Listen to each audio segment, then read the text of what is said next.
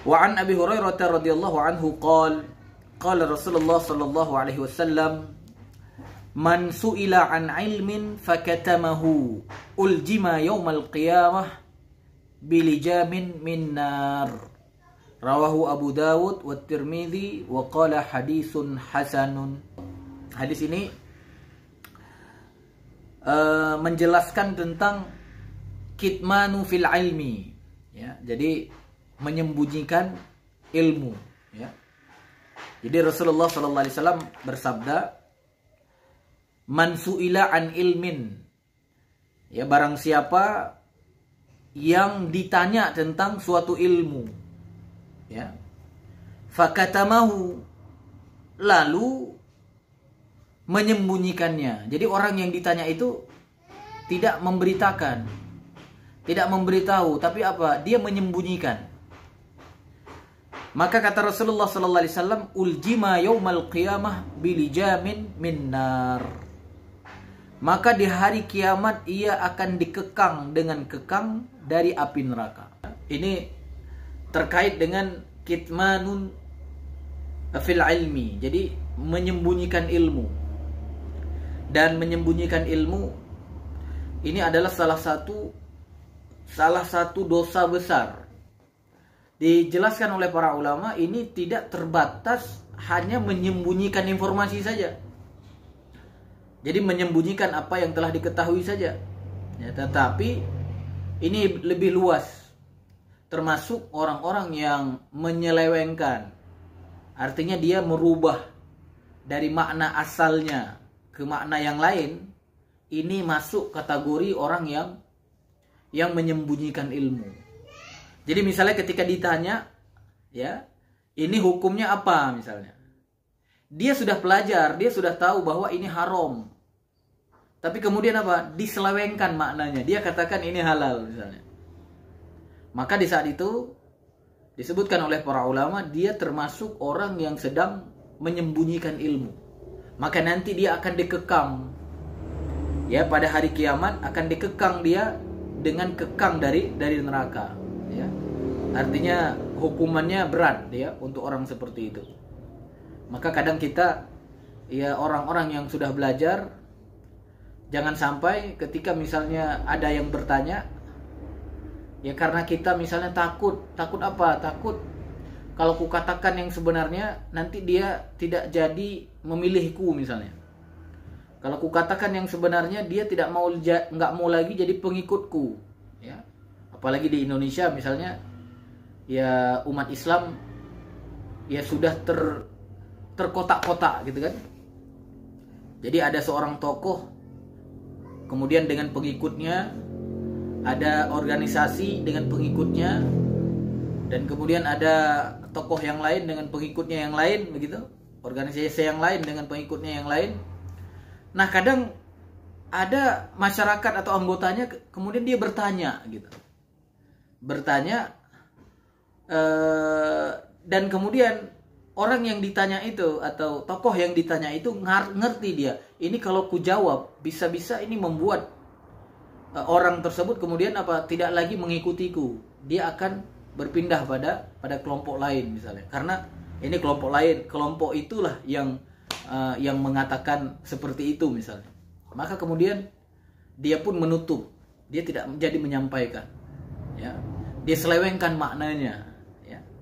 Ya, seperti misalnya kayak kalau tanggal 25 Desember misalnya, atau akhir-akhir tahun, biasanya kan ada pertanyaan-pertanyaan terkait dengan mengucapkan selamat kepada orang yang tidak seakidah misalnya.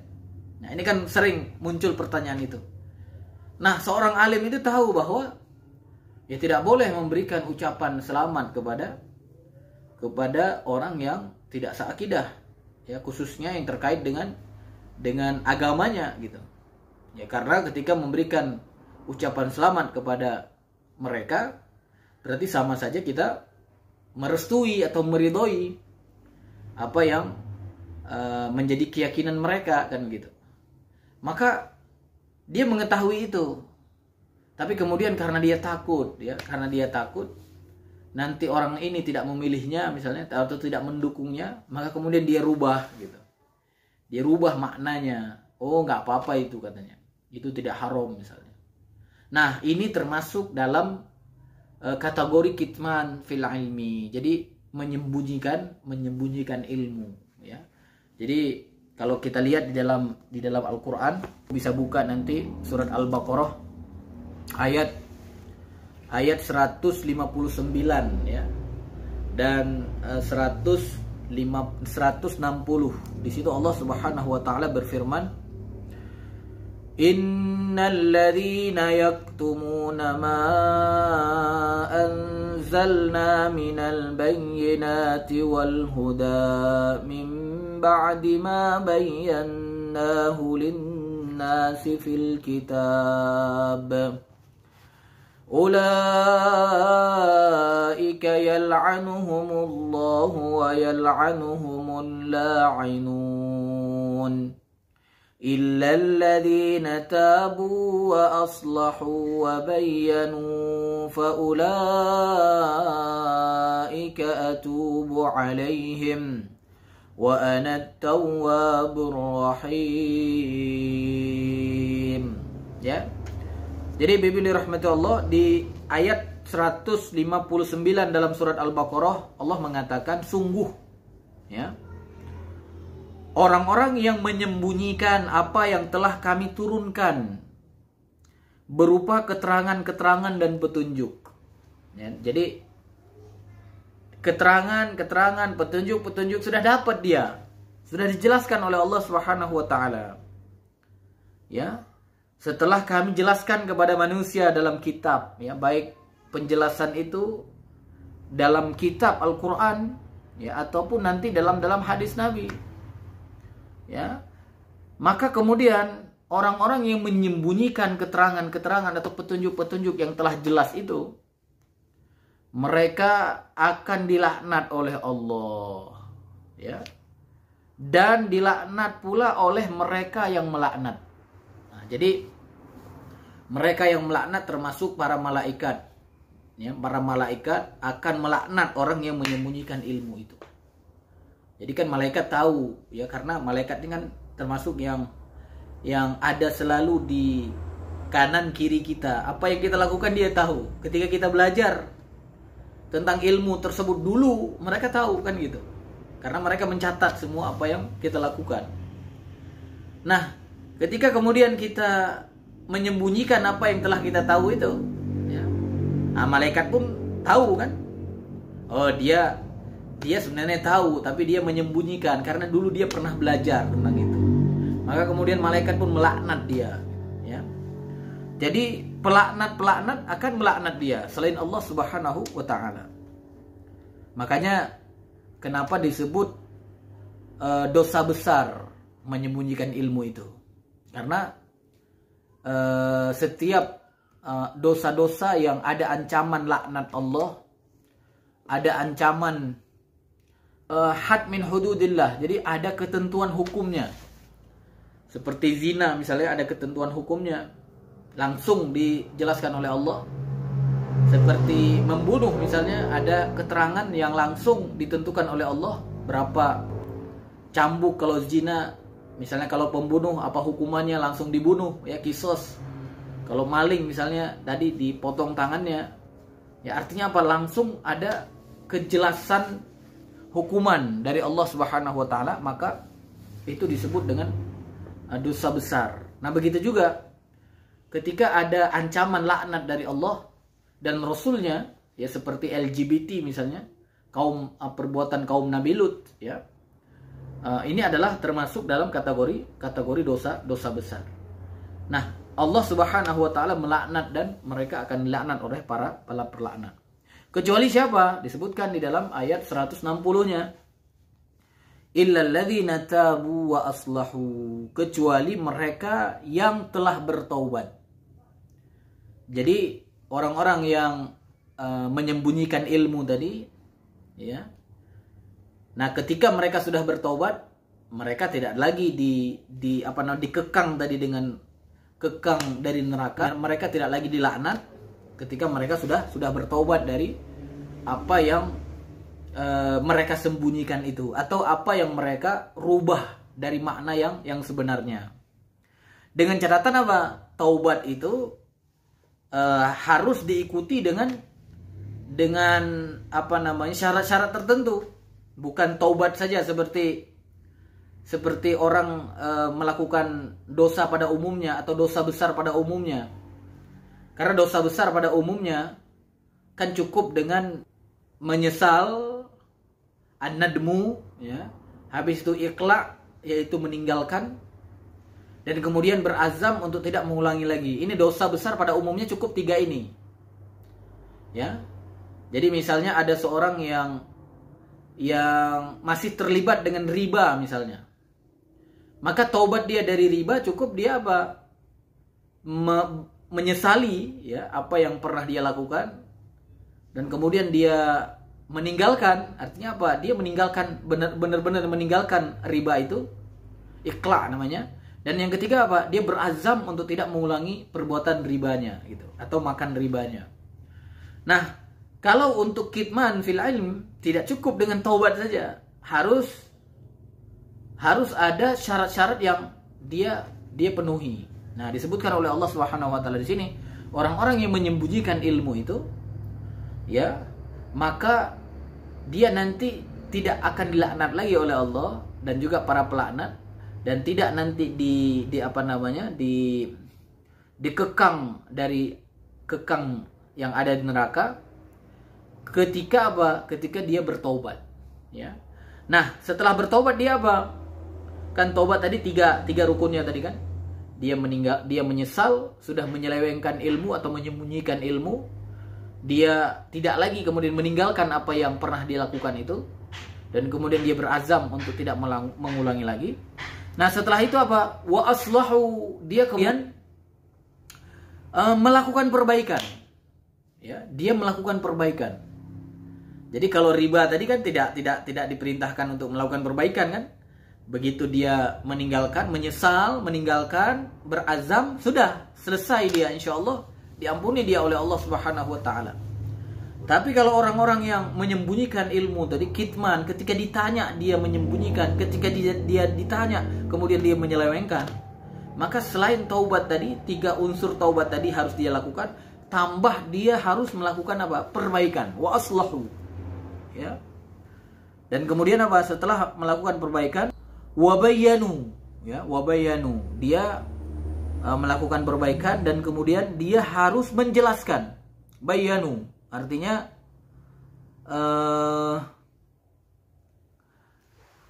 dia harus menjelaskan kepada orang-orang yang pernah dia sembunyikan itu. Dia harus menjelaskan kepada orang-orang yang pernah dia selewengkan makna yang sebenarnya. Jadi kalau misalnya tadi ada orang mengatakan bahwa memilih pemimpin kafir misalnya itu tidak mengapa, ya, maka kalau dia mau terbebas dari dosa itu, dia harus bertobat, dia harus melakukan perbaikan, dan dia kemudian harus menjelaskan kepada orang yang pernah mendengar apa? Mendengar keterangan darinya itu. Ya, jadi emang agak serem ini masalah apa namanya? Masalah kitman fil ilmi ini. Ya. Misalnya seorang menulis kitab gitu kan, menulis buku tentang apa misalnya, kayak dulu itu tentang ada yang sampai menulis tentang hukum zina kan gitu kan, yang sampai ada kemarin buku yang sempat hampir viral itu terkait apa namanya, boleh berhubungan asal sama-sama suka misalnya kan gitu, walaupun nggak menikah asal sama-sama suka boleh berhubungan, ya. Kemudian ditulislah sebuah buku, dan kemudian buku itu pun disetujui oleh tim pengawasnya, pengujinya kan begitu. Nah, ini ketika dia mau bertobat, dia harus menyesal dari pernyataan itu. Ya, artinya apa? Dia harus nadmu tadi, menyesal benar-benar, dan kemudian dia harus meninggalkan, tidak boleh melanjutkan karangannya itu gitu. Dan kemudian dia harus apa namanya, berazam untuk tidak menulis lagi kan gitu yang terkait dengan seperti itu. Dan kemudian dia harus melakukan perbaikan. Ya, jadi buku yang sudah tersebar itu dia harus lakukan perbaikan. Dan kemudian apa yang sudah dibaca oleh orang lain dia harus melakukan apa? Melakukan klarifikasi, penjelasan bahwa apa yang pernah dia jelaskan dulu itu adalah salah. Ya. Inilah bentuk taubat ya bagi orang yang kitman fil ilmi. Maka hati-hati, jangan sampai apa? Jangan sampai ketika kita ditanya ya tentang ilmu dan kita sudah mengetahui, kita kemudian menyembunyikan. Itu yang pertama. Yang kedua, ketika kita ditanya tentang ilmu dan kemudian kita pun sudah tahu, tapi kita menyampaikan dengan sesuatu yang berbeda dari apa yang kita ketahui. Artinya apa tadi? Ketika kita sudah tahu itu haram, kita katakan apa? Itu halal misalnya. Ketika kita sudah tahu itu tidak boleh, tapi kemudian kita katakan itu boleh. Maka ini masuk dalam kategori kitmanu fil ilmi, ya, menyembunyikan ilmu. Apalagi nanti ada lanjutan firman Allah di dalam surat Al-Baqarah juga ayat 174. Nah, ini nanti bisa juga ibu-ibu lihat. Allah berfirman, Innal ladzina yaktumuna ma anzalallahu minal kitabi wa yashtaruna bihi thamanan qalila ulaika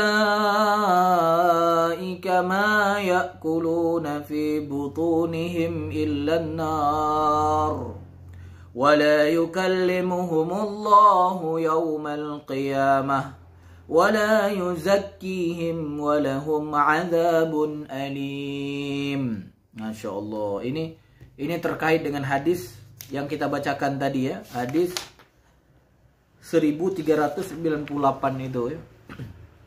Jadi sesungguh orang-orang yang menyembunyikan apa yang telah diturunkan Allah ya, dia sembunyikan, dia sudah tahu, dia sudah baca, dia sudah mendapatkan penjelasannya, kemudian disembunyikan, ya, dan menjualnya dengan harga murah. Nah ini serem juga ini, jual fatwa, begitulah kira-kira ya. Misalnya yang termasuk, nah ini yang baru-baru ini ada misalnya vaksin, misalnya vaksin terdeteksi, misalnya vaksinnya ada unsur haramnya misalnya. Ya. Kemudian apa? Dikatakan nah ini halal misalnya. Nah, ini hati-hati. Ya. Untuk apa? Ya biar vaksinnya laku misalnya. Nah, ini bisa termasuk orang yang menjual ilmu, menjual ayat-ayat Allah, ya. Dengan harga apa? Dengan harga murah. Nanti mereka itu kata Allah, ya, ulaika ma ya'kuluna fi butunihim illan nar, kata Allah. Mereka hanya menelan api neraka ke dalam perutnya. Ya. Jadi mereka itu adalah orang yang menelan api neraka dalam perutnya. Dan Allah tidak menyapa mereka pada hari kiamat. Jadi mereka nanti dibangkitkan dan Allah tidak melihatnya, tidak mau menyapanya. Ya.